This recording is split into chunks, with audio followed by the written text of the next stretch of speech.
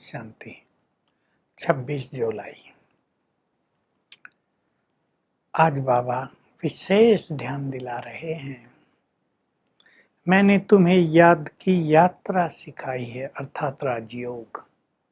इसमें थक मत जाना। उन दिनों एक गीत बजता था, रात की राही थक मत जाना। बाबा कह रहे हैं ये कलयुग की घोर रात्रि है।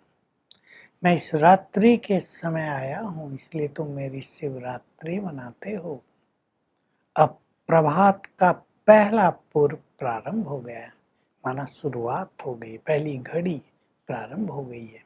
स्वर्णिम युग आ जाएगा, संगम युग प्रभात चल रहा है।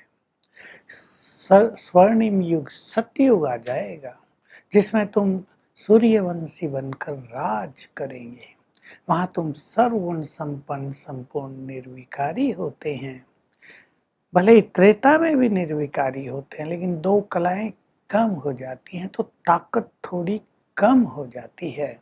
तो बाबा याद दिला रहे हैं, तुम्हें याद की यात्रा में रहना है।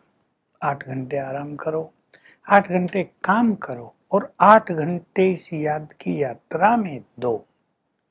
अशरीरी होने का बहुत अभ्यास करो। शरीर से एकदम डिटैच हो जाओ। बाबा ने कई सन्यासी देखे हैं, शरीर छोड़ते थे, गहन सन्नाटा हो जाता था। तुम जीते जी जैसे कि देह से न्यारे होते हो, शरीर छोड़ते हो।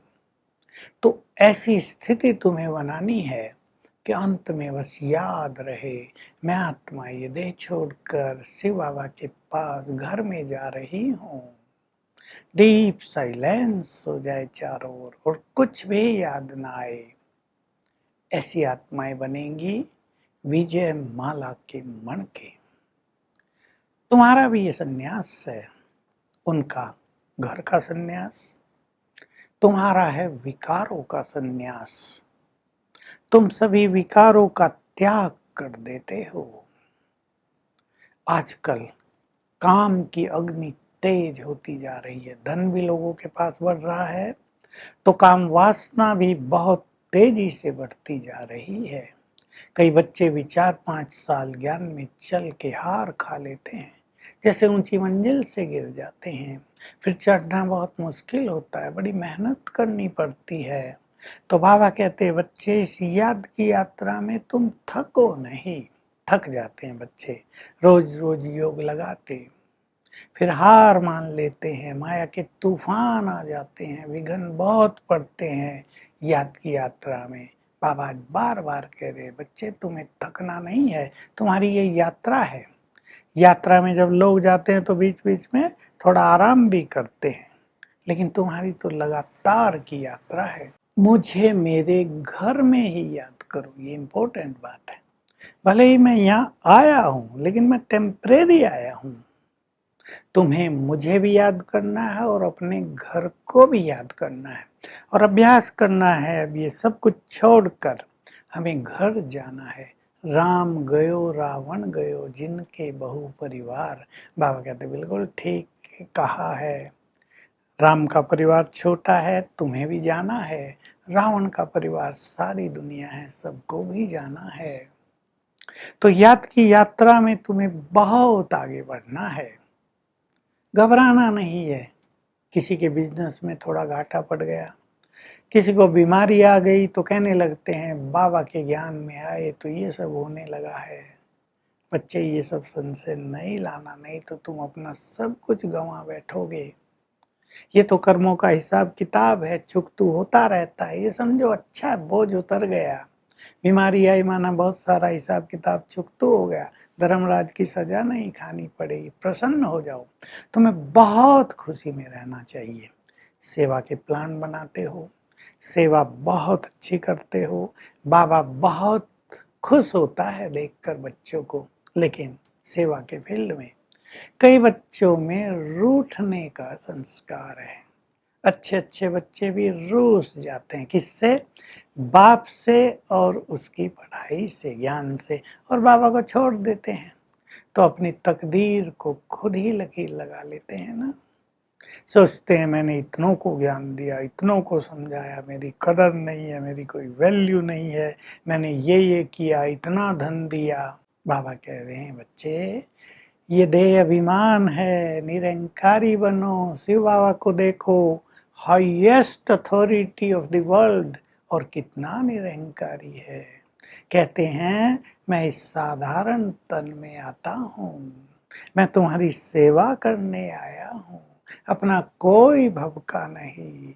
तो सी फादर, बाबा को देखो, ये पुरानी दुनिया जो कुछ तुम इन आंखों से देखते हो ये तो रहेगी नहीं।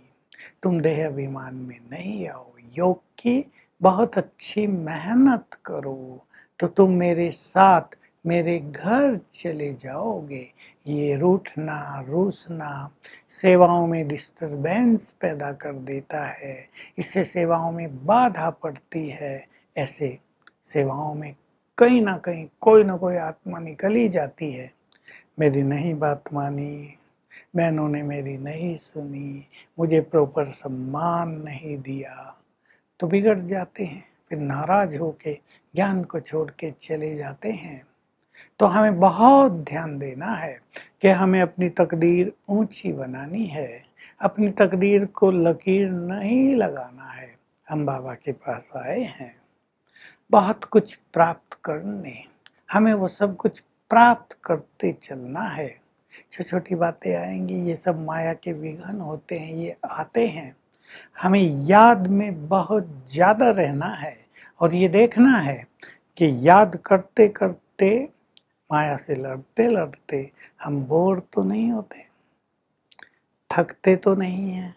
बहुत लोग बोर होते हैं, रोज अमृत वेले उठना, कभी तो सोने का मन भी करता है, काम ज़्यादा हो थकान हो तो भी रोज अमृत वेले, रोज मुरली सुनना, मुरली तो वही वही तो चलती रहती है, क्या है बाबा तो वही वही सुनाते हैं, थक जाते हैं, रुचि नहीं होती है। इसलिए योग के मनोरंजक प्रोग्राम बनाएं, मुरली पर भिन्न भिन्न तरह से काम करें, चिंतन करें, अलग अलग पॉइंट्स नोट करें, उसमें जो पुरुषार्थ की बातें आती हैं उस पर बहुत ज़्यादा ध्यान दें, तो रोज की मुरली भी रस देगी, रोज का अमृत वेला इतना रस देगा कि लगेगा इसको तो कभी मिस ही नहीं करना चाहिए। वरदान है, परिवर्तन शक्ति द्वारा सभी की शुक्रिया प्राप्त करने वाले, विघ्नों को जीतने वाले भव।